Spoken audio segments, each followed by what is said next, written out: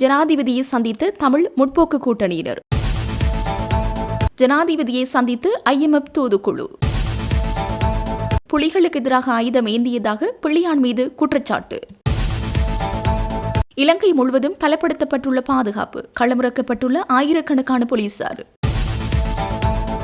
நிலக்கரி மோசடிக்கு பின்னால் ஜனாதிபதி, நாமல் தெரிவிப்பு. அர்ச்சுனா MP உட்பட 2 எதிராக நிகழ்நிலை காப்புச் சட்டத்தின் கீழ் வழக்கு. பிள்ளையான் விளக்கமறியலில். மக்கள் எதிர்ப்பால் இயக்கச்சி நில அளவீட்டு பணிகள் இடைநிறுத்தம். ராணுவத்தின் புதிய பதவி நிலை பிரதானி நியமனம்.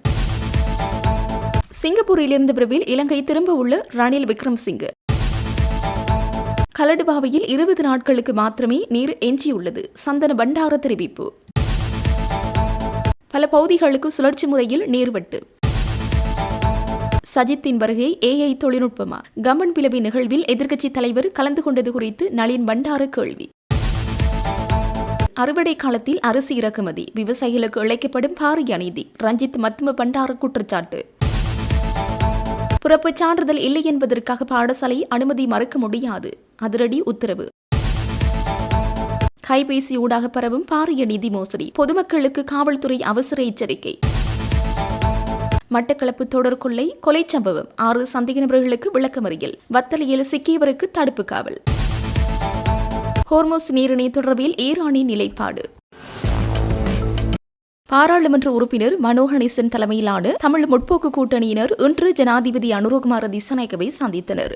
இந்த சந்திப்பானது இன்று முற்பகல் ஜனாதிபதி அலுவலகத்தில் நடைபெற்றது. மலையக மக்கள் எதிர்கொள்கின்ற கல்வி, வீடு மற்றும் காணி பிரச்சினைகள் குறித்தும் அவற்றை நிவர்த்தி செய்வதற்கு மேற்கொள்ள வேண்டிய உடனடி நடவடிக்கைகள் குறித்தும் இந்த சந்திப்பில் விரிவாக கலந்துரையாடப்பட்டது. அந்த அனைத்து பிரச்சினைகள் குறித்தும் ஜனாதிபதி இங்கு விசேட கவனம் செலுத்தினார். மேலும் மலையக பாடசாலைகளில் நிலவுகின்ற ஆசிரியர் பற்றாக்குறையை நிவர்த்தி செய்வதற்கு தகுதியான தமிழ் மொழி மூல ஆசிரியர்களை விரைவாக ஆட்சேர்ப்பு செய்வது தொடர்பாகவும் இந்த சந்திப்பில் கலந்துரையாடப்பட்டது. பாராளுமன்ற உறுப்பினர்களான திகாம்பரம், ராதாகிருஷ்ணன் உள்ளிட்ட கட்சி உறுப்பினர்கள் பலர் இச்சந்திப்பில் கலந்து கொண்டனர். நிலக்கரி மோசடியில் ஈடுபட்டவர்களை ஜனாதிபதி பாதுகாக்க முற்படுவதாக ஸ்ரீலங்கா பொதுஜன பிரமுனவின் தேசிய அமைப்பாளர் நாமல் ராஜபக்ச குற்றம் சாட்டியுள்ளார். கட்சியின் தலைமையகத்தில் ஊடகங்களுக்கு கருத்து தெரிவிக்கும் போதே அவர் இந்த குற்றச்சாட்டை முன்வைத்தார். நிலக்கரி கொள்வனவில் இடம்பெற்றதாக கூறப்படும் முறைகேடுகளை ஜனாதிபதி ஒரு மோசடியாக கருதவில்லை என்றால் ஜனாதிபதியும் அதில் சம்பந்தப்பட்டிருப்பதாக அவர் மேலும் தெரிவித்தார். இந்த அரசாங்கத்தின் கொள்கையும் கடந்த நல்லாட்சி அரசாங்கத்தின் கொள்கையை போன்றதே. ஒரு நபர் மற்றவரின் பையை திருடிவிட்டு இதோ திருடன் என்று கூச்சலிட்டபடி ஓடுவார். கிராமத்தில் உள்ள அனைவரும் அந்த திருடனை பிடிக்க திருடனுக்கு பின்னால் ஓடுவார்கள். ஆனால் இறுதியில் பார்த்தால் யார் மற்றவரை திருடன் என்று சொன்னாரோ அவரை உண்மையாக திருடியிருப்பார். இந்த அரசாங்கமும் அப்படித்தான். இந்த நாட்டில் நிறைவேற்று அதிகாரம் கொண்ட ஜனாதிபதி நிலக்கரை மோசடி செய்தவர்களை பாதுகாக்க நடவடிக்கை எடுப்பதை நாம் அனைவரும் காண்கின்றோம். ஜனாதிபதியின் ஒவ்வொரு கூற்றையும் அவரது நடத்தையையும் அவர்களை பாதுகாக்க ஜனாதிபதியும் அரசாங்கமும் எடுக்கும் ஒவ்வொரு நடவடிக்கையும் பார்க்கும் போது இந்த நிலக்கரை மோசடியின் பின்னணியில் ஜனாதிபதி இருப்பது தெளிவாகின்றது. ஏனெனில் சம்பந்தப்பட்ட நபர் தற்போதைய ஜனாதிபதி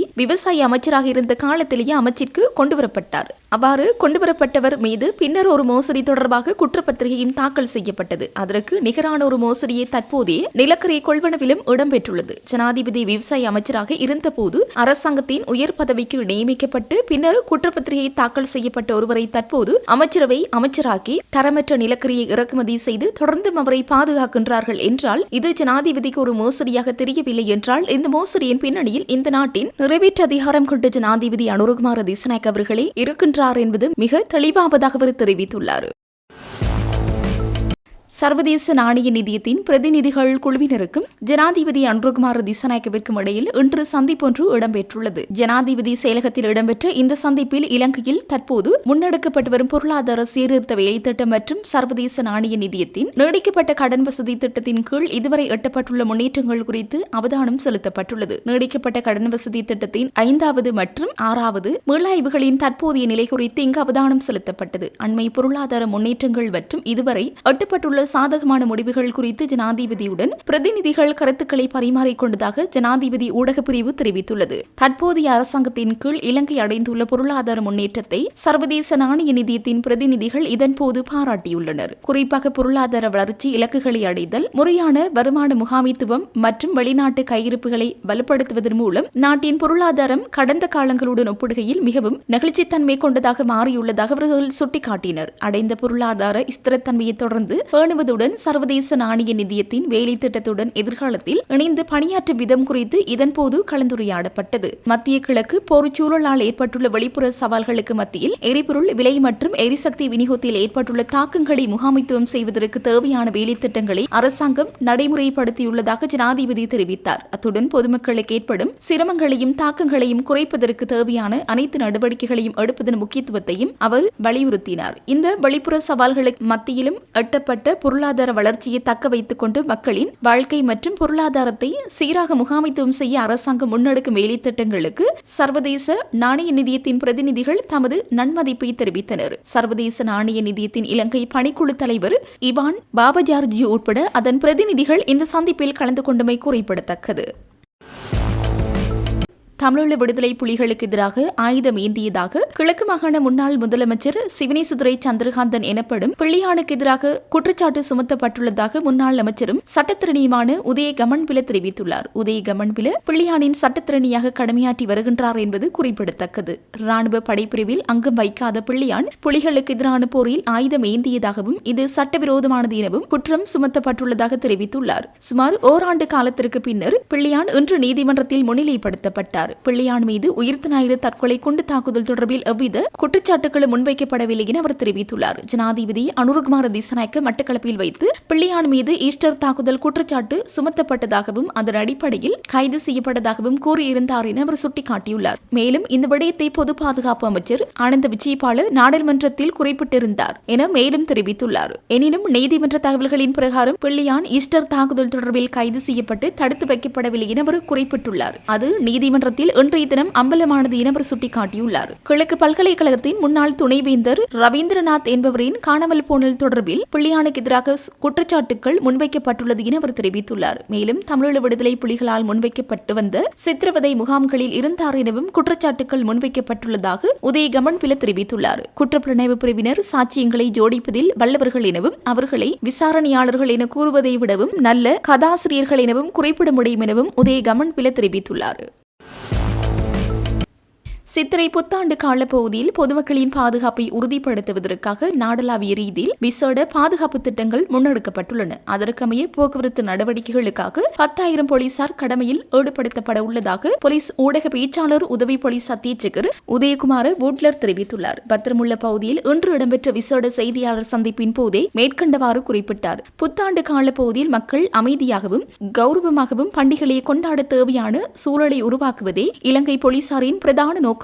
இதற்காக நாடுபுறாகவும் உள்ள 608 போலீஸ் நிலையங்கள் மற்றும் 48 போலீஸ் பிரிவுகளையும் உள்ளடக்கிய வகையில் புலனாய்வு பிரிவினர் சீருடை மற்றும் சிவில் உடை தரித்த உத்தியோகத்தர்கள் பாதுகாப்பு பணியில் ஈடுபடுத்தப்பட்டுள்ளனர். அத்தோடு போக்குவரத்து கடமைகளுக்காக 10,000 போலீஸ் உத்தியோகத்தர்கள் பணியில் அமர்த்தப்பட உள்ளனர். மதுபோதையில் அதிபோகத்துடன் வாகனம் செலுத்துதல் உள்ளிட்ட காரணிகளால் அதிக எண்ணிக்கையிலான விபத்துக்கள் சம்பவிக்கின்றன. ஆகையால் வாகன சாரதி தமது பொறுப்பை உணர்ந்து தனது அன்பார்ந்தவர்களை ஆபத்தில் தள்ளாது அவதானத்துடன் வாகனம் செலுத்துவது அவசியம் என்று அவர் அறிவுறுத்தியுள்ளார்.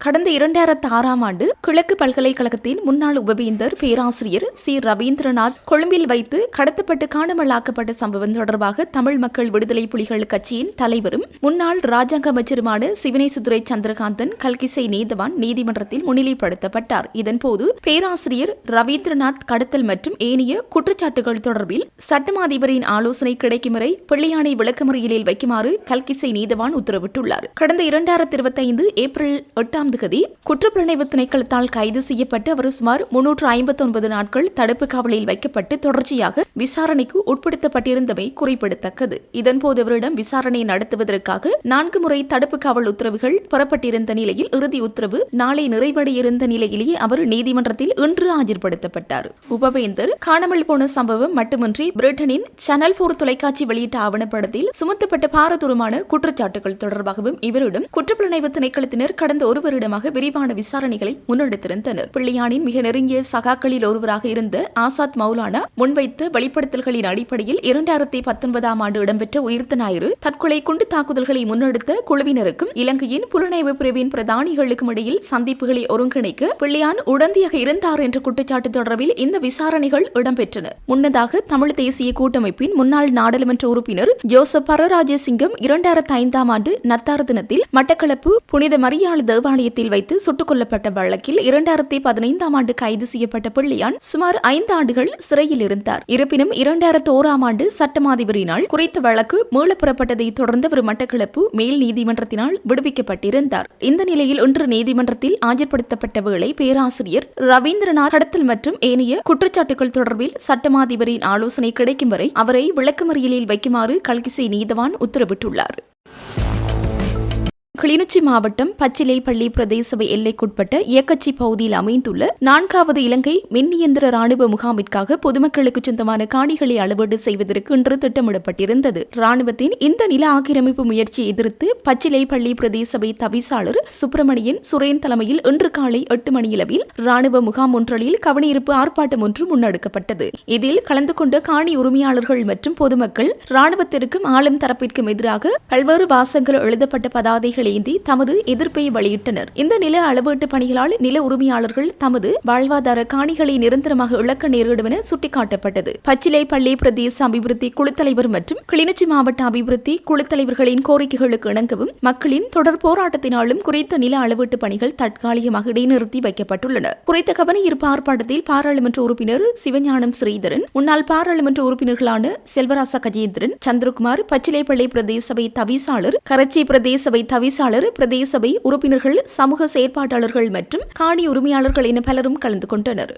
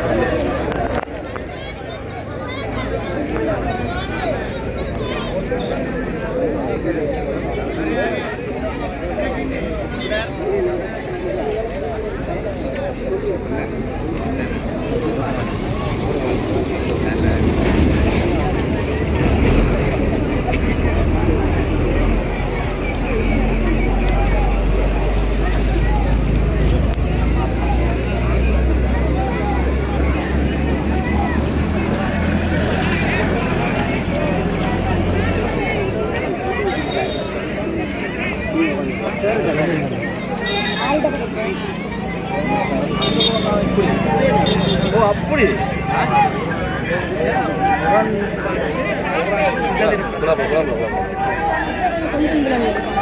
பிரதியிடப்பட்ட கடிதத்தினை உங்களுக்காக வாசிக்கின்றேன். சிரேஷ்ட நில அளவையாளர், நில அளவை திணைக்களம், கிளிநொச்சி, காணி சுவீகரிப்பிற்கான நில அளவை செய்தல் தொடர்பாக மேற்படி விடயம் தொடர்பாக மாவட்ட மற்றும் பிரதேச ஒருங்கிணைப்பு குழு தலைவர்களின் அறிவித்தல்களுக்கு இணங்க பச்சிலைப்பள்ளி பிரதேச செயலர் பிரிவில் உள்ள ஊர்வனியன்பற்று கிராமத்தில் அமைந்துள்ள காணியினை இலங்கை ராணுவத்தின் 4வது பிரிவு மின் மற்றும் இயந்திர பொறியியல் படையணி அமைப்பதற்கான நில அளவை செய்வதனை தற்காலிகமாக இடைநிறுத்தி வைக்குமாறு கேட்டுக்கொள்கின்றேன். அத்துடன் மேற்படி விடயமானது பிரதேச மட்ட மற்றும் மாவட்ட மட்ட ஒருங்கிணைப்பு குழு கூட்டத்தில் குறித்த விடயமானது முன்னிலைப்படுத்தப்பட்டு தொடர் நடவடிக்கை மேற்கொள்ளப்படும் என்பதனையும் அறிய தருகின்றேன். அரசாங்க அதிபர், மாவட்ட செயலகம், கிளிநொச்சி. நம்ம அரசாங்க அதிபர் நில அளவு திணைக்களத்துக்கு கடிதம் இன்றைக்கு அளக்கிறது தான் நிப்பாட்டப்பட்டது. இதுக்குள்ள இத்தனை பேருக்கு மொத்தம் 36 பரப்பு பிடிச்சி வச்சிருந்தது. இப்ப 27 ஏக்கரை அவன் கைவசம் வச்சிருக்கு. இதுக்குள்ள பெரிய காயம்பு ஒன்றும் இல்லை, சும்மா வச்சு கொண்டிருக்கு. குடும்பங்களை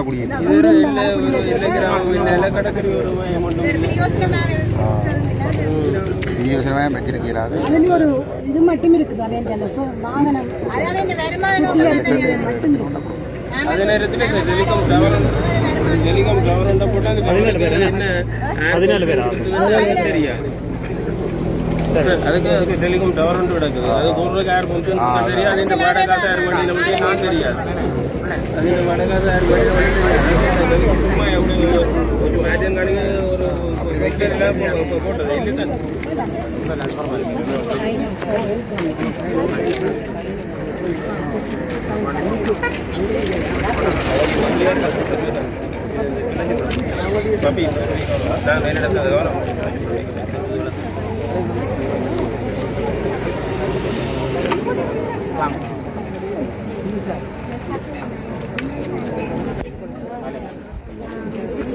பச்சிலைப்பள்ளி பிரதேச செயலாளர் பிரிவிலே 25.7 ஏக்கர் காணியை ராணுவத்துக்கு நிரந்தரமாக சுவீகரிக்கும் நோக்கிலே ராணுவத்தினாலே கோரப்பட்டதற்கு அமைவாக அளவீடுகள் மேற்கொள்ளுகின்ற இந்த வேலை திட்டம் நடைபெற்றது. போர் நிறைவு பெற்று 2009ஆம் ஆண்டுக்கு பின்னர் இந்த குறித்த தனியாருடைய காணிகளிலே ராணுவம் குடியிருந்தது.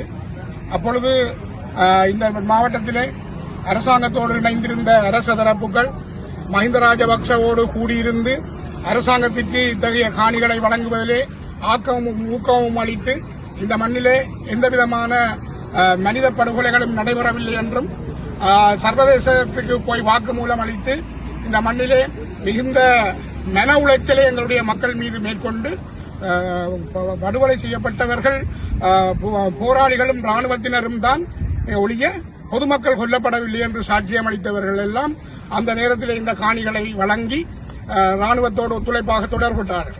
இன்று இந்த காணியை விடுவிப்பதிலே எங்களுடைய மக்கள் நீண்ட காலமாக போராடி வருகிறார்கள். எங்களுடைய மக்கள் இந்த காணிகளை விடுவிப்பதற்காக கடந்த 16 ஆண்டுகள் போராடி இருக்கிறார்கள். இந்த போராட்டங்களில் எல்லாம் நாங்கள் அவர்களோடு இருந்திருக்கிறோம். இன்று இந்த காணிகளை விடுவிப்பதிலே அந்த காணிகளை அபகரித்துக் கொடுத்தவர்களே பங்கு கொள்வதும் அந்த மக்களுக்கு துயரங்களை விளைவித்தவர்கள் இந்த மண்ணிலே மக்களுக்கு இவ்வாறான நெருக்கடிகளை எல்லாம் மஹிந்த ராஜபக்சவோடு இருந்து மேற்கொண்டவர்கள் இன்று நீலிக்கண்ணீர் விடுகின்ற ஒரு நிலவரத்தை எங்களுடைய அரசியல் பார்த்து கவலை கொள்ளுகின்ற ஒரு காலமாக மாறியிருக்கிறது. ஆகவே எது எவ்வாறு இருந்த பொழுதும் எங்களுடைய மக்களினுடைய காணிகள் விடுவிக்கப்பட வேண்டும். எங்களுடைய மக்கள் மகிழ்ச்சியாக சொந்த நிலங்களிலே வாழ வேண்டும் என்பது எங்களுடைய விருப்பம். அதற்காக இன்று நாங்கள் அனைவரும் ஒன்று சேர்ந்து போராடி இருக்கின்றோம். இந்த போராட்டத்தின் காரணமாக இந்த நில அளவீடுகள் நிறுத்தப்பட்டிருப்பதாக இப்பொழுது கௌரவ பாராளுமன்ற உறுப்பினர் அவர்களுக்கு அரசாங்க அதிபர் அவர்களினாலே கொடுக்கப்பட்டிருக்கிறது. ஆகவே இத்துடன் இது முற்றுப்பெறுமா அல்லது தொடர்ந்து இது தொடர வேண்டுமா என்பதை அரசாங்கம் முடிவெடுக்கும். ஆனால் எமது மக்களுக்கு இந்த காணிகள் கிடைக்கும் வரையும் எமது போராட்டங்கள் மக்களுடன் இருக்கும் என்பதை அறிவித்துக் கொள்கின்றோம்.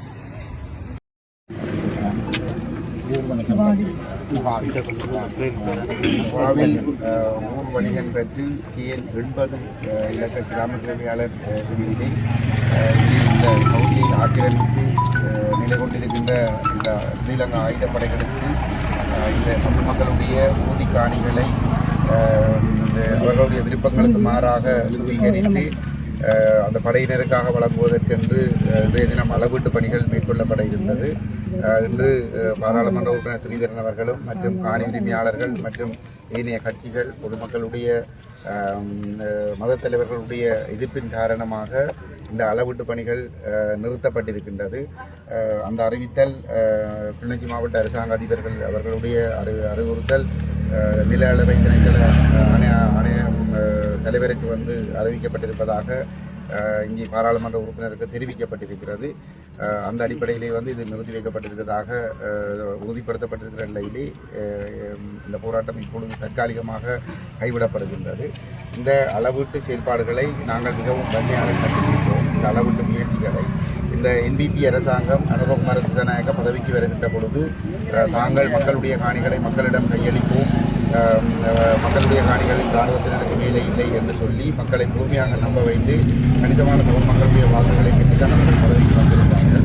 இவர்கள் பதவிக்கு வந்த பிற்பாடு கிளிநொச்சி மாவட்ட ஒருங்கிணைப்பு குழு கூட்டத்திலும் சரி அல்லது இந்த பச்சிலைப்பள்ளி பிரதேச செயலக ஒருங்கிணைப்பு குழு கூட்டத்திலும் சரி பாராளுமன்ற உறுப்பினர் ஸ்ரீதரன் அவர்களும் எங்களுடைய கட்சியின் தலைவரும் பாராளுமன்ற உறுப்பினருமான கஜேந்திரகுமார் பொன்னம்பலம் அவர்களும் மிக தெளிவாக இந்த காணிகள் மக்களிடம் கையளிக்கப்பட வேண்டும், இந்த இராணுவ முகாம்கள் அகற்றப்பட வேண்டும் என்ற நிலைப்பாடுகளை வலியுறுத்தி இருந்த பொழுது அது தீர்மானங்களாக இருக்கத்தக்கதாக என்பிபியினர் இந்த இவ்வாறான ஒரு முயற்சியில் ஈடுபட்டிருப்பது என்பது அவர்களுடைய முகங்களை மக்கள் தெளிவாக புரிந்து கொள்ள வேண்டும். இன்று இந்த போராட்டம் நடந்திருக்கவில்லை என்று சொன்னால் இந்த காணி அளக்கப்பட்டு இதில் பல ஏக்கர் காணிகள் உங்களை அளித்த இன அழிப்பு இராணுவத்துக்கு நிரந்தரமாக தங்குவதற்கான ஒரு முகாமாக மாற்றப்பட்டிருக்கின்றது. ஆகவே எங்களுடைய மக்கள் ஒன்றை புரிந்து கொள்ள வேண்டும். விரலால் கண்ணுக்குள் குத்துகிற ஒரு செயல்பாட்டை இந்த சிங்கள பௌத்த இனவரி பிடித்த என்பிபி அரசாங்கம் மேற்கொண்டு வருகின்றது. போலி வாக்குறுதிகளை மக்களுக்கு வழங்கி மக்களை ஏமாற்றி தங்களுடைய கட்சிக்கு அந்த ஆணையை பெற்றுக்கொண்ட பிற்பாடு சர்வதேச மட்டத்தில் சொல்லுகிறார்கள் தமிழ் மக்கள் தங்களுக்கு ஆணை தந்திருக்கிறார்கள். தாங்கள் செய்கிற எல்லா செயல்பாடும் தமிழ் மக்களுடைய விருப்பங்களின் அடிப்படையிலே தமிழ் மக்களுடைய அபிவிருத்திக்காகவும் நல்வாழ்வுக்காகவும் செய்வதாக சர்வதேச சமூகத்திற்கு சொல்லிக்கொண்டு இங்கே தமிழர்களுக்கு இருப்பை அளிப்பதற்கான வேலை திட்டத்தை செய்து கொண்டிருக்கின்றார்கள்.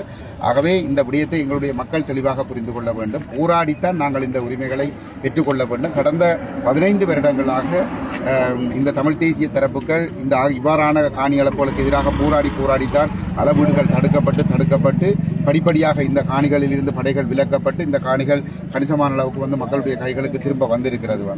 இன்றும் அதுதான் நிலைமை. அனுரகுமார பதவிக்கு 1.5 வருடங்களுக்கு பின்னரும் போராடினால்தான் வாழ்க்கை என்ற நிலைமை தான் இன்றும் இருக்கின்றது. ஆகவே எங்களுடைய மக்களுடைய காணிகள் எங்களுடைய மக்களிடம் ஒப்படைக்கப்பட வேண்டும். ஒரு அங்குல காணி கூட படையினருக்காக சுயரிப்பதற்கு அனுமதிக்க முடியாது. நாங்கள் அந்த மக்களோடு உறுதியாக நிற்போம். நன்றி.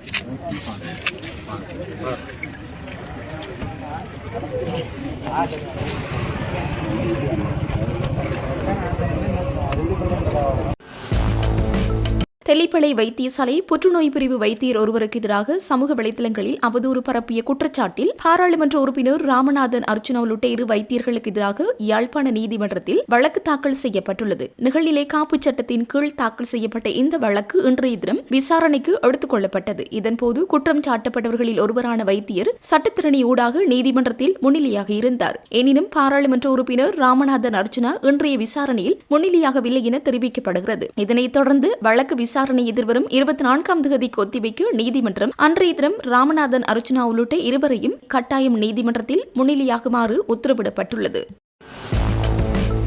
2019 உயிர்த்த ஞாயிறு தாக்குதலின் சூத்திரதாரி குறித்து முன்னாள் அமைச்சர் உதய கமன்பில வெளியிட்ட நூல் வெளியீட்டு விழாவில் எதிர்க்கட்சித் தலைவர் சஜித் பிரேமதாச கலந்து கொண்டமை குறித்து ஐக்கிய மக்கள் சக்தி நாடாளுமன்ற உறுப்பினர் நளின் பண்டாரு கேள்வி எழுப்பியுள்ளார். ஊடகங்களுக்கு கருத்து தெரிவித்த அவர் எதிர்க்கட்சித் தலைவரின் பங்கேற்பு குறித்து பின்வருமாறு விமர்சித்துள்ளார். அவர் அங்கு இருந்திருக்க முடியாது, அது செயற்கை நுண்ணறிவு தொழில்நுட்பமாக இருக்கலாம், செயற்கை நுண்ணறிவு மூலம் அவர் அங்கே வைக்கப்பட்டிருக்கலாம் என அவர் கேலியாக குறிப்பிட்டுள்ளார். சக்ரான் காசிமி உயிர்த்த ஞாயிறு தாக்குதலின் என உதய கமன்பில தனது நூலில் குறிப்பிட்டுள்ளதை நளின் பண்டார நிராகரித்துள்ளார். உண்மையான குற்றவாளிகளை பாதுகாப்பதற்கு இவ்வாறான நூல்கள் வெளியிடப்படுவதாக அவர் குற்றம் சாட்டியுள்ளார். தாக்குதல் இடம்பெற்ற காலத்தில் தாம் சட்டம் ஒழுங்கு பிரதி அமைச்சராக பணியாற்றியதை நினைவு கூர்ந்த அவர் இந்த தாக்குதலுக்கு பின்னால் பாரிய மற்றும் சிறிய அளவிலான சூத்திரதாரிகள் இருப்பதாக தெரிவித்தார். நாட்டில் இனவாதத்தை தூண்டிய நபர்களே இந்த நிகழ்வில் கலந்து கொண்டதாகவும் உண்மையான சூத்திரதாரிகளை கண்டறிவது அரசாங்கத்தின் பொறுப்பு என்றும் அவர் மேலும் குறிப்பிட்டுள்ளார். கடந்த வாரம் உதய கமன்பிலவினால் வெளியிடப்பட்ட இந்த நூல் உயிர்த்த ஞாயிறு தாக்குதல் தொடர்பான விவாதங்களை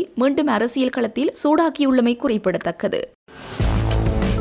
கொழும்பு நகரம் மற்றும் அதனை சூழவுள்ள பகுதிகளுக்கு சுத்தமான குடிநீரை வழங்கும் பிரதான நீர் சுத்திகரிப்பு நிலையங்களில் ஒன்றான கலடுபாவ நீர் சுத்திகரிப்பு நிலையத்தில் இன்னும் 20 நாட்களுக்கு மாத்திரமே நீர் எஞ்சியுள்ளதாக தேசிய நீர் வளங்கள் மற்றும் வடிகாலமைப்பு சபையின் தலைவர் பொறியியலாளர் சந்தன பண்டாரதர் இன்று தெரிவித்தார். வெப்பமான வானிலையுடன் நீரின் நுகர்வு அதிகரித்து வருவதாகவும் தலைவர் மேலும் சுட்டிக்காட்டினார். தற்போது நாட்டில் நிலவும் கடும் வறட்சியான வானிலை மற்றும் நீர் நுகர்வு அதிகரிப்பு காரணமாக குடிநீர் உற்பத்தி எதிர்காலத்தில் ஓரளவு கட்டுப்படுத்த நேரிடும் என்றும் அவர் தெரிவித்தார். இதேவேளை லபுகம நீர் சுத்திகரிப்பு நிலையத்தில் இன்னும் 50 நாட்கள் மாத்திரமே நீர் எஞ்சியுள்ளதாகவும் தேசிய நீர் வளங்கள் மற்றும் வடிகாலமைப்பு சபை தெரிவித்துள்ளது. நிலவும் வறட்சியான காலநிலை காரணமாக இன்று முதல் எதிர்வரும் 10ஆம் தேதி வரை பல பகுதிகளில் நீர் விநியோகத்தை சுழற்சி முறையில் இடைநிறுத்தப்பட்டுள்ளதாக தேசிய நீர் வளங்கள் மற்றும் வடிகாலமைப்பு சபை தெரிவித்துள்ளது. நீண்ட நேரத்திற்கு நீர் விநியோகம் தடைப்படுவதை தவிர்க்கும் நோக்கில் இந்த தீர்மானம் எடுக்கப்பட்டுள்ளதாக அந்த சபை விடுத்துள்ள அறிக்கையில் குறிப்பிடப்பட்டுள்ளது. இதற்கமைய பத்திரமுல்லை, பாமன்கடை, வெள்ளவத்தை மற்றும் நாவல் ஆகிய பகுதிகளில் ஒரு நாள் விட்டு ஒரு நாள் இரவு 10 மணி முதல் அடுத்த நாள் அதிகாலை 1 மணி வரை 3 மணித்தியாலங்களுக்கு நீர் விநியோகம் இடைநிறுத்தப்பட உள்ளது. இதேவேளை பாதுக்கு, ஹோமாகம, பெலன்வத்தை மற்றும் பனிப்பட்டி ஆகிய பகுதிகளில் இரவு 8 மணி முதல் 24 மணித்தியாலங்களுக்கு நீர்வட்டு அமல்படுத்தப்படும் என தேசிய நீர் வளங்கள் சபை குறிப்பிட்டுள்ளது. நீர் விநியோகம் நிறுத்தப்பட்ட பின்னர் அடுத்த 3 நாட்களுக்கு தொடர்ந்து நீர் விநியோகம் தடையின்றி வழங்க நடவடிக்கை எடுக்கப்படும் என்பதுடன் அதன் பின்னர் 24 மணி நேர நீர்வட்டு அமலாகும் என அந்த அறிக்கையில் மேலும் தெரிவிக்கப்பட்டுள்ளது. இம்முறை போகத்தில் விவசாயிகள் பாரிய அறுவடையை பெற்றுக்கொள்ள தயாராக இருக்கும் நிலையில் அரசாங்கம் அரிசி இறக்குமதி செய்ய தீர்மானித்திருப்பது இந்த நாட்டு விவசாயிகளுக்கு இழைக்கப்படும் பாரிய அநீதி என ஐக்கிய மக்கள் சக்தியின் பொதுச் செயலாளர் ரஞ்சித் மத்தும பண்டார தெரிவித்துள்ளார். கொழும்பில் இன்று நடைபெற்ற ஊடகவியலாளர் சந்திப்பில் அவர் மேலும் தெரிவித்ததாவது, அரிசியை இறக்குமதி செய்ய போவதில்லை என கூறிய அரசாங்கம் 2025ஆம் ஆண்டில் 67,000 தொன் அரிசியை இறக்குமதி செய்ய நடவடிக்கை எடுத்துள்ளது. தற்போது ஒரு தனி இறக்குமதியாளருக்கு மாத்திரம் 1040 தொன் கீரி சம்பா அரிசியை இறக்குமதி செய்ய அனுமதி வழங்கப்பட்டுள்ளது. சுற்றுலாத்துறைக்கு தேவையான அரிசியை மாத்திரம் இறக்குமதி செய்வதே முறையானது. சிங்கள தமிழ் புத்தாண்டுக்கு சில நாட்களே உள்ள நிலையில் வெளிநாட்டிலிருந்து அரிசியை இறக்குமதி செய்ய அரசாங்கம் தயாராகி வருகின்றது. தரமற்ற நிலக்கரியை இறக்குமதி செய்து நாட்டுக்கு நஷ்டத்தை ஏற்படுத்தியது போல அரிசி இறக்குமதி மூலமும் நஷ்டத்தை ஏற்படுத்த அரசாங்கம் முயல்வதாக தெரிவித்தார். 1994ஆம் ஆண்டில் மொத்த உள்நாட்டு உற்பத்தியில் 21% இருந்த விவசாயிகளின் வருமானம் இன்று 7% குறைந்துள்ளது. விவசாயிகள் இன்று ஏழ்மை நிலைக்கு தள்ளப்பட்டுள்ளனர்.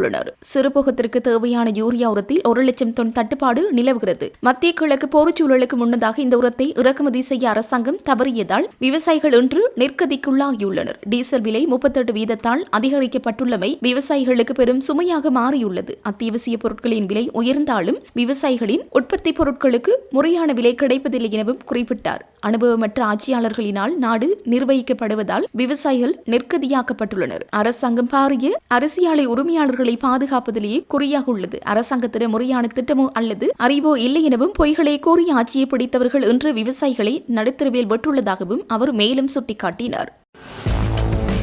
பிறப்புச் சான்றிதழ் இல்லை என்ற காரணத்திற்காக எந்த ஒரு பிள்ளையையும் பாடசாலையில் சேர்க்க மறுக்க முடியாது என பெண்கள் மற்றும் சிறுவர் விவகார அமைச்சர் சரோஜா சாவித்ரி போல்ராஜ் தெரிவித்துள்ளார். மாத்தறை பிரதேசத்தில் இடம்பெற்ற கலந்துரையாடலின் போதே அவர் இதனை தெரிவித்துள்ளார். பிள்ளைகளுக்கு பிறப்புச் சான்றிதழ் இல்லாதது அவர்களின் பெற்றோரின் தவறு என்பதால் அதிகாரிகள் அந்த விஷயத்தில் ஒதுங்கியிருக்க முடியாது. பதிவு திணைக்களத்தின் மூலம் பிறப்புச் சான்றிதழ்களை வழங்கும் நடைமுறை முடியும் வரை அத்தகைய அனைத்து பிள்ளைகளும் பாடசாலைகளில் சேர்க்கப்பட வேண்டும். பிறப்புச் சான்றிதழ் இல்லை என்ற காரணத்திற்காக எந்த ஒரு பிள்ளையையும் பாடசாலையில் சேர்க்க மறுக்க முடியாது என அனைத்து வலய கல்வி பணிப்பாளர்களுக்கும் அறிவுறுத்தப்பட்டுள்ளது. இந்த ஆண்டு 1ஆம் தரத்திற்காக சேர வேண்டிய அனைத்து பிள்ளைகளுக்கும் பிறப்புச் சான்றிதழ் அல்லது புற ஆவணங்கள் இருந்தாலும் இல்லாவிட்டாலும் வகுப்பறைகளில் இருக்க வேண்டும். கல்வி கற்பதற்கும் வகுப்பறையில் இருப்பதற்கும் ஒரு பிள்ளைக்கு இருக்கும் உரிமைக்கு பிறப்புச் சான்றிதழ் ஒரு தடையாக இருக்கக்கூடாது. ஏற்கனவே 3 மாதங்கள் தாமதமாகியுள்ள நிலையில் அந்தந்த வலயங்களில் உள்ள 1ஆம் தரத்திற்கு தகுதியான அனைத்து பிள்ளைகளும் பாடசாலைக்கு செல்வதை வலய கல்வி பணிப்பாளர் உறுதி செய்ய வேண்டும் என்று அவர் தெரிவித்தார். இலங்கை ராணுவத்தின் 68வது பதவி நிலை பிரதானியாக மேஜர் ஜெனரல் வானத ஜகாம்பத் நியமிக்கப்பட்டுள்ளார். இன்று முதல் அமலாக்கும் வகையில் இந்த நியமனம் வழங்கப்பட்டுள்ளது. அவர் இலங்கை ராணுவத்தின் இலேசாயுத காலாட்படையினையை பிரதிநிதித்துவப்படுத்துகின்றமை குறிப்பிடத்தக்கது. கையடக்க தொலைபேசிகளுக்கு வரும் சந்தேகத்திடமான குறுஞ்செய்திகள் மற்றும் இணைய இணைப்புகள் குறித்து பொதுமக்கள் மிகவும் அவதானமாக இருக்குமாறு காவல்துறை ஊடகப் பிரிவு அவசர எச்சரிக்கை விடுத்துள்ளது. அண்மை காலமாக குறுஞ்செய்திகள் ஊடாக முன்னெடுக்கப்படும் நிதி மோசடிகள் மற்றும் சைபர் தாக்குதல்கள் கணிசமாக அதிகரித்துள்ளதாக தெரிவிக்கப்படுகின்றது. இதுகுறித்து காவல்துறை வெளியிட்டுள்ள வழிகாட்டல்களில் குறிப்பிடப்பட்டுள்ளதாவது, உங்களுக்கு வரும் குறுஞ்செய்திகளில் உள்ள இணைய இணைப்புகளை கிளிக் செய்வதற்கு முன்னர் அதன் இறுதி பகுதியை நன்கு அவதானிக்க வேண்டும். குறிப்பாக .net, .xyz மற்றும் .cc போன்ற வழமைக்கு மாறான முனைகளை கொண்ட இணைய இணைப்புகளை திறக்க வேண்டாம் என்று அறிவுறுத்தப்பட்டுள்ளது. இவ்வாறு இணைய முகவரிகள் பெரும்பாலும் தனிநபர் தரவுகளை திருடுவதற்கும் வங்கி கணக்குகளில் உள்ள பணத்தை மோசடி செய்வதற்கும் பயன்படுத்தப்படுகின்றன. இவ்வாறான செய்திகள் அறிமுகம் இல்லாத நபர்களிடமிருந்து வரும் இவ்வாறான செய்திகள் குறித்து விழிப்புடன் இருக்குமாறும் சந்தேகத்திற்கிடமான இணைப்புகளை எக்காரணம் கொண்டும் கிளிக் செய்ய வேண்டாம் என்றும் காவல்துறை பொதுமக்களை கேட்டுக் கொண்டுள்ளது. முன்னாள் ஜனாதிபதி ரணில் விக்ரம்சிங்கே அறுவை சிகிச்சைக்கு பிறகு முழுமையாக குணமடைந்து வருவதாக தெரிவிக்கப்படுகின்றது. அதன்படி வைத்தியசாலையிலிருந்து வெளியேற அவருக்கு அனுமதி வழங்கப்பட்டிருந்தாலும் அவர் இன்னும் சில நாட்கள் வைத்திய கண்காணிப்பில் வைத்தியசாலையில் தங்கியிருப்பார் என தெரிவிக்கப்படுகின்றது. இருப்பினும் சிங்கள புத்தாண்டுக்கு பிறகு ரணில் விக்ரம்சிங்கே இலங்கை திரும்ப வேண்டும் என்று பலர் பரிந்துரைத்துள்ளனர். மேலும் அவருக்கு நெருக்கமானவர்கள் சிலர் சிங்கப்பூரில் சிறிது காலம் ஓய்வெடுத்துக் கொள்ள வேண்டும் என்றும் தெரிவித்துள்ளனர். இருப்பினும் விரைவில் இலங்கை திரும்ப வேண்டும் என்பதே ரணில் விக்ரமசிங்கவின் உறுதியான நிலைப்பாடாக இருப்பதாக தெரிவிக்கப்படுகின்றது. அதன்படி அவர் வீட்டிலிருந்து அரசியல் பணிகளை மேற்கொள்ள எண்ணியுள்ளதாக கூறப்படுகின்றது. மேலும் அவர் இலங்கையிலிருந்து புறப்படுவதற்கு முன்பு வழங்கப்பட்ட அறிவுறுத்தல்களின்படி ஐக்கிய தேசிய கட்சியும் கூட்டு எதிர்க்கட்சியும் தமது பணிகளை தொடர்ந்து செய்து வருகின்றன. மட்டக்களப்பு மாவட்டத்தில் பெண்களுக்கு மயக்கமருந்து கொடுத்து கடத்தி நகைகளை கொள்ளையிட்ட பின்னர் அவர்களை கிணற்றில் தள்ளிவிடும் கொடூர சம்பவம் தொடர்பில் கைது செய்யப்பட்ட சந்தேக நபர்களை எதிர்வரும் 10ஆம் தேதி வரை விளக்கமறியலில் வைக்குமாறு மட்டக்களப்பு நீதவான் நீதிமன்றில் உத்தரவு பிறப்பித்தார். காஞ்சிரம்குடா பகுதியைச் சேர்ந்த 26 வயதுடைய பெண், அவருடைய 34 வயதுடைய கணவர் மற்றும் 22 வயதுடைய சகோதரர் முச்சக்கரவண்டி சாரதி ஆகியோருடன் கொள்ளையிடப்பட்ட நகைகளை வாங்கிய குற்றச்சாட்டில் ஏற்கனவே விளக்கமறியலில் இருந்த 2 நகைக்கடை உரிமையாளர்களிடம் மொத்தமாக 6 பேரும் எதிர்வரும் 10ஆம் தேதி வரை மீண்டும் விளக்கமறியலில் வைக்கப்பட்டனர். மயக்கமருந்து வழங்கிய குற்றச்சாட்டில் கொழும்பு வத்தலை பகுதியில் வைத்து கைது செய்யப்பட்ட நபரை நீதிமன்ற உத்தரவின் அடிப்படையில் போலீஸ் தடுப்பு காவலில் 3 நாட்கள் தடுத்து வைத்து தொடர்ந்து விசாரிக்க நடவடிக்கை எடுக்கப்பட்டுள்ளது. மட்டக்களப்பு பஸ் நிலையத்தில் வைத்து மயக்கமருந்து கொடுத்து நகைகள் கொள்ளையிடப்பட்ட சம்பவம் தொடர்பாக பாதிக்கப்பட்ட தரப்பினரை கொண்டு சந்தேக நபர்களை அடையாளம் காணும் ஆள் அடையாள வகுப்பு இன்று நீதிமன்றத்தில் நடத்தப்பட்டது. மாவட்டத்தை உலுக்கிய இச்சம்பவம் குறித்து கிழக்கு மாகாண பெரும் குற்றத்தடுப்பு பிரிவினர் தீவிர விசாரணைகளை நடத்தி வருகின்றனர். சந்தேக நபர்களிடம் ஏற்கனவே மயக்கமருந்துகள், காரும், முச்சக்கர வண்டிகள் மற்றும் கோடாரி உள்ளிட்ட சான்றாதாரங்கள் கைப்பற்றப்பட்டுள்ளன. மட்டக்களப்பு மற்றும் அதனை சூழவுள்ள பகுதிகளில் இடம்பெற்ற இந்த மனிதாபிமானமற்ற செயல்கள் குறித்து மேலதிக சாட்சியங்களை திரட்டும் பணிகளில் போலீசார் ஈடுபட்டு வருகின்றனர். கல்பெட்டி கீரிமுந்தலம் கடற்பகுதியில் மார்ச் 31 அன்று இலங்கை கடற்படையால் நடத்தப்பட்ட ஒரு சிறப்பு தேடுதல் நடவடிக்கையின் போது சட்டவிரோதமாக நாட்டிற்குள் இறக்குமதி செய்ய முயன்ற 98 கிலோகிராம் ஏலக்காயை ஏற்றிச் சென்ற ஒரு டிங்கி படகுடன் 2 சந்தேக நபர்களையும் கடற்படையினர் கைப்பற்றினர். அதன்படி கல்பெட்டி கீரிமுந்தலம் கடற்படையை உள்ளடக்கி வடமேற்கு கடற்படை கட்டளையின் இலங்கை கடற்படை கப்பலான விஜய்வால் நடத்தப்பட்ட ஒரு சிறப்பு தேடுதல் நடவடிக்கையின் போது மேற்கூறிய கடற்பரப்பில் சந்தேகத்திடமான ஒரு டிங்கி படகு ஆய்வு செய்யப்பட்டது. மேலும் சட்டவிரோதமாக நாட்டிற்குள் கொண்டுவர முயன்ற சுமார் 98 கிலோகிராம் ஏலக்காய் இருப்பது கண்டறியப்பட்டது. அதனைத் தொடர்ந்து அந்த டெங்கி படகு மற்றும் 2 சந்தேக நபர்களை கடற்படையினர் கைப்பற்றினர். மேலும் இந்த நடவடிக்கையின் போது கடற்படையால் கைப்பற்றப்பட்ட சந்தேக நபர்கள் கல்பெட்டி பகுதியைச் சேர்ந்த 19 மற்றும் 41 வயதுடையவர்கள் என அடையாளம் காணப்பட்டுள்ளனர். அத்துடன் கடற்படையால் கைப்பற்றப்பட்ட சந்தேக நபர்கள் டெங்கி படகு, ஏலக்காய் இருப்பு மேலதிக சட்ட நடவடிக்கைக்காக ஹட்டுநாயக்க சுங்க தடுப்பு அலுவலகத்தில் ஒப்படைக்கப்பட்டனர். மன்னார் இலுப்பக்கடவை கடற்பரப்பில் சட்டவிரோதமான முறையில் இரவு நேர சுழியோடி நடவடிக்கையில் ஈடுபட்டு கடல் அட்டைகளை பிடித்த 36 சந்தேக நபர்களை இலங்கை கடற்படையினர் கைது செய்துள்ளனர். நேற்றிரவு வடமத்திய கடற்படை கட்டளைக்கு சொந்தமான புவனேக கப்பல் அதிகாரிகள் மேற்கொண்ட விசேட தேடுதல் நடவடிக்கையின் போதே இந்த பாரிய சுற்றிவளைப்பு முன்னெடுக்கப்பட்டது. இதன்போது 1750 கடல் அட்டைகள், 6 டிங்கி படகுகள் மற்றும் சுழியோடி உபகரணங்கள் என்பன கடற்படையினரால் கைப்பற்றப்பட்டன. கைது செய்யப்பட்டவர்கள் இலுப்பைக்கடவை மற்றும் நாச்சிக்குடா பகுதிகளைச் சேர்ந்த 22 முதல் 50 வயதுடையவர்கள் என அடையாளம் காணப்பட்டுள்ளனர். சந்தேக நபர்கள் மற்றும் கைப்பற்றப்பட்ட உபகரணங்கள் மேலதிக விசாரணைகளுக்காக மன்னாரில் உள்ள பூநகரி மீன்வள ஆய்வு அலுவலகத்தில் ஒப்படைக்கப்பட்டனர். பின்னர் கிளிநொச்சி மீன்வள அலுவலகத்தின் அறிவுறுத்தலுக்கு அமைய கைப்பற்றப்பட்ட 1750 கடல் அட்டைகளும் நாச்சிக்குடா கடற்பரப்பில் மீண்டும் விடுவிக்கப்பட்டன. முக்கிய எண்ணெய் போக்குவரத்து பாதையான ஹோர்முஸ் நீரிணை வழியாக ஆக்கிரமிப்பாளர் நாடுகளுக்கு சொந்தமில்லாத மற்றும் அவர்களுடன் தொடர்பில்லாத கப்பல்கள் செல்வதற்கு ஈரான் அனுமதிப்பதாக அந்நாட்டு வெளியுறவு அமைச்சின் ஊடக பேச்சாளர் தெரிவித்துள்ளார். சர்வதேச ஊடகம் ஒன்றுக்கு அவர் வழங்கிய சபையில் எமது அதிகாரிகளுடன் தேவையான ஒருங்கிணைப்பு நடவடிக்கைகளை மேற்கொண்ட பின்னர் கப்பல்கள் அந்த நீரிணை வழியாக செல்ல அனுமதிக்கப்படும் என்றார். பரந்தளவிலான மோதல்கள் குறித்து கருத்து தெரிவித்த பாகே, போர் பேச்சுவார்த்தை, போர் நிறுத்தம் என்ற சுழற்சியை ஈரான் பொறுத்துக் கொள்ளாது என்றார். கடந்த ஜூன் மாதம் ஈரான் மற்றும் இஸ்ரேலுக்கு இடையே 12 நாட்கள் நீடித்த போரின் போது ஈரானின் பல அணுசக்தி மற்றும் ராணுவ நிலைகள் மீது அமெரிக்கா தாக்குதல் நடத்தியிருந்தது. அவர்கள் நிறுத்தச் சொன்னார்கள், அதனால் நாங்களும் நிறுத்தினோம். ஆனால் 9 மாதங்களுக்கு பின் அவர்கள் மீண்டும் அந்த போரை ஆரம்பித்துள்ளார்கள் என்று அவர் குறிப்பிட்டார்.